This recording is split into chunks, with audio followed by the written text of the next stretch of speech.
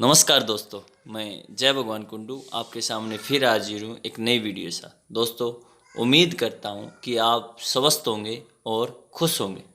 दोस्तों, आज हम बात करेंगे 11वीं क्लास इतिहास पाठ 4 इस्लाम का उदय और विस्तार के महत्वपूर्ण नोट्स की आपको जानकारी देंगे जो आपके एग्जाम में काम आएंगे। दोस्तों, आपको बता दें, ये जो नोट्स हैं ये सीबीएसई बिल्कुल जो अपडेट सिलेबस है उसके अकॉर्डिंग तैयार किए गए। दोस्तों, अगर अब तक आपने ओम ज्ञान कुंडू को सब्सक्राइब नहीं किया तो कर दीजिए ताकि आपको आने वाली वीडियो जानकारी प्राप्त हो सके। सबसे पहले बात करते हैं इस्लाम का उदय कैसे हुआ। इस्लाम का उदय 7वीं सदी में अरब प्रायद्वीप में हुआ। इसके अंतिम नबी हजरत मोहम्मद का जन्म 570 ईस्वी में मक्का में हुआ था। लगभग 613 ईस्वी के आसपास हजरत मोहम्मद साहब ने लोगों को अपने ज्ञान का उपदेश देना शुरू किया था। इसी घटना को इस्लाम की शुरुआत माना जाता है, उसका आरंभ माना जाता है। इसके अलावा दोस्तों, मोहम्मद कौन थे? मोहम्मद इस्लाम के संस्थापक थे। इस्लामिक मान्यता के अनुसार वह एक भविष्यवक्ता और ईश्वर के संदेशवाहक थे, जिन्हें इस्लाम के पैगंबर भी कहते हैं। हज़रत मोहम्मद साहब के ऊपर कुछ विशेष जानकारी, जैसे कि हमने बताया, इस्लाम धर्म के वो संस्थापक थे। उनका जन्म 570 ईस्वी में हुआ था मक्का में, अरब में। जो कबीले के लोग उन्हें अल अमीन के नाम से पुकारते थे। कुरान में उन्हें मोहम्मद और अहमद नाम से पुकारा जाता है। मोहम्मद के पिता का नाम अब्दुल्ला और माता का नाम अमीना था। बचपन से ही मोहम्मद साहब चिंतनशील, विचारशील और धार्मिक प्रवृत्ति के थे। मोहम्मद साहब का विवाह 25 वर्ष की आयु में खदीजा नामक विधवा महिला के साथ इसका विवाह हुआ था। उसके बाद इसके अगर परिवार की बात करें तो इसका दादा, पिता, माता, चाचा, पत्नी, पुत्री, दामाद, ये आप देख सकते हैं। इसके सभी बारी बारी से नाम हैं। और इसके जो दामाद थे अली, उसने इस धर्म को काफ़ी आगे तक इन्होंने इसको बढ़ाया है। इसके अलावा दोस्तों, 40 वर्ष की आयु में मोहम्मद साहब ने पैगंबर, अपने आप को पैगंबर होने की घोषणा कर दी थी। इनके उदारवादी विचारों के कारण मक्का में अनेक विरोधी इनके बन गए थे। परिणाम क्या हुआ? 622 ईस्वी में इन्होंने मक्का से मदीना की ओर प्रस्थान किया, यानी मक्का को इन्होंने छोड़ दिया और कहाँ चले गए? मदीना। इस्लाम के इतिहास में 622 ईस्वी की तिथि हिजरत के नाम से प्रसिद्ध है और यहीं से इस्लाम का हिजरी सम्मत जो है उसकी शुरुआत हो गई थी। 623 ईस्वी में उन्होंने लगभग 10,000 जो उसके फॉलोवर थे, अनुयायियों के साथ मक्का पर चढ़ाई कर उसे जीत लिया और वहाँ इस्लाम धर्म को लोकप्रिय बना दिया। 632 ईस्वी में मोहम्मद की जो मृत्यु हो गई, उन्हें मदीना में ही दफनाया गया। मोहम्मद द्वारा दिए गए उपदेश कुरान शरीफ में लिखे गए हैं। मोहम्मद साहब द्वारा दिए गए धार्मिक प्रश्नों के उत्तर क्या व्याख्यान हदीस नामक ग्रंथ में संकलित है। इसके अलावा दोस्तों, इस्लामी क्षेत्रों के इतिहास के स्रोत कहाँ कहाँ से हमें जानकारी मिलती है? इस्लामी क्षेत्रों के इतिहास के स्रोत इतिवर्थ, जो सीरीज वाइज होता है, सिस्टमेटिक होता है, जीवन चरित्र, पैगंबर के कथन, कार्यों के अभिलेख, कुरान के बारे में टीकाएँ, ऐतिहासिक और ऐतिहासिक रचनाएं, दस्तावेजी प्रमाण। इसके अलावा प्राचीन इमारतें भी इस्लामी के बारे में बहुत सारी जानकारी में देते हैं।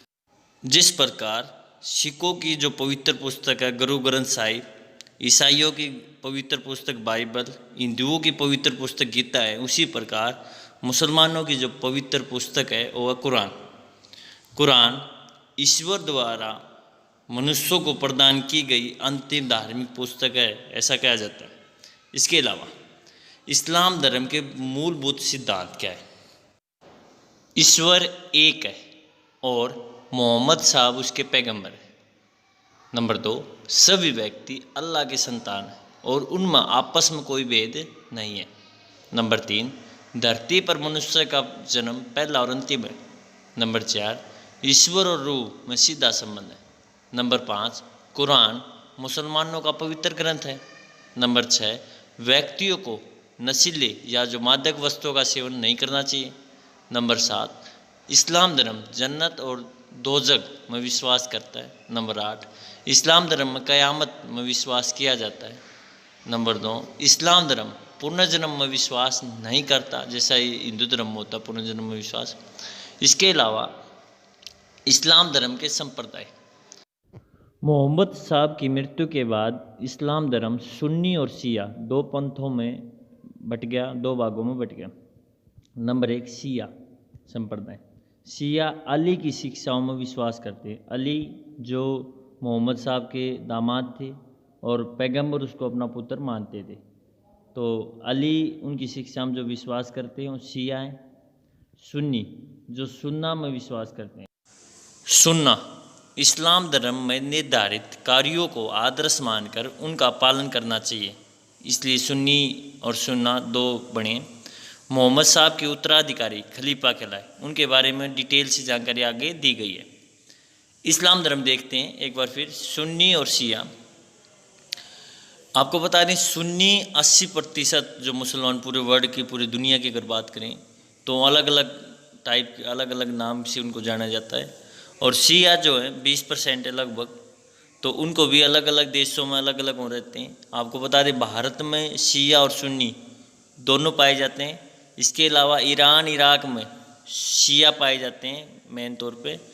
और आपको यहाँ विशेष जानकारी दे दें, सुन्नी जो संप्रदाय है इस्लाम धर्म में वो थोड़े धर्म के प्रति कट्टर होते हैं शिया की बजाय। शिया थोड़े स्वभाव के अच्छे माने जाते हैं। तो दोस्तों ये था इस्लाम धर्म के बारे में कुछ विशेष जानकारी। इसके अलावा दोस्तों आपको कुछ और विशेष जानकारी दें खलीफा के बारे में। खलीफा अरबी भाषा में ऐसे शासक को कहते हैं जो किसी इस्लामी राज्य या अन्य शरिया इस्लामी कानून से चलने वाली राजकीय व्यवस्था का शासक हो। पैगंबर मोहम्मद की 8 जून 632 ईस्वी में मृत्यु के बाद खलीफा पूरे मुस्लिम क्षेत्र के राजनीतिक नेता माने जाते थे। समुदाय का नेता पैगंबर का प्रतिनिधि अर्थात खलीफा बन गया था। पहले जो 4 खलीफा हैं उनके नाम हजरत अबू बकर, हजरत उमर, हजरत उस्मान, हजरत अली। नए अभियानों द्वारा विद्रोह का दमन किया, राज्य का विस्तार किया और कबीलों की शक्ति को इन्होंने एकजुट किया। हिजरी सन पर विशेष 612 ईस्वी में पैगंबर मोहम्मद ने अपने आप को खुदा का संदेशवाहक घोषित किया। पैगंबर मोहम्मद और उसके अनुयायियों को मक्का के अमीर लोगों के विरोध के कारण मक्का छोड़कर मदीना जाना पड़ा। इस यात्रा को हिजरा कहा गया और इसी 622 ईस्वी वर्ष से मुस्लिम कैलेंडर यानी हिजरी सन की जो शुरुआत हुई। इसके अलावा मध्यकालीन इस्लामी जगत में शहरीकरण की मुख्य विशेषताओं का वर्णन कीजिए। इसका आंसर है शहरों की संख्या का तेजी से बढ़ना। नंबर 2, इस्लामी सभ्यता का फलना फूलना। नंबर 3, इनका मुख्य उद्देश्य था अरब सैनिकों का बसाना। नंबर 4, शहरों के विकास एवं विस्तार के लिए खाद्यान्न उत्पादन बढ़ाना। नंबर 5, उद्योगों को बढ़ावा। नंबर 6, 2 प्रकार के भवन समूह थे, एक मस्जिद, दूसरा केंद्रीय मंडी। नंबर 7, शहर के बाहरी इलाकों में गरीबों के लिए मकान देना। नंबर 8, शहर की 4 दीवारी के बाद कब्रिस्तान। और नंबर 9, शहर के नक्शों में समानता का अभाव था। इसके अलावा उम्मैद वंश क्या था?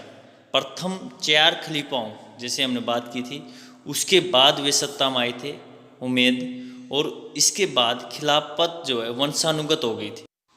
उनके शासनकाल में इस्लामिक सेना को सैनिक सफलता बहुत मिली। वे उत्तरी अफ्रीका होते हुए स्पेन तक पहुंच गए। इसी काल में मुसलमानों ने मध्य एशिया सहित सिंध पर सन 1712 में भी अधिकार कर लिया था।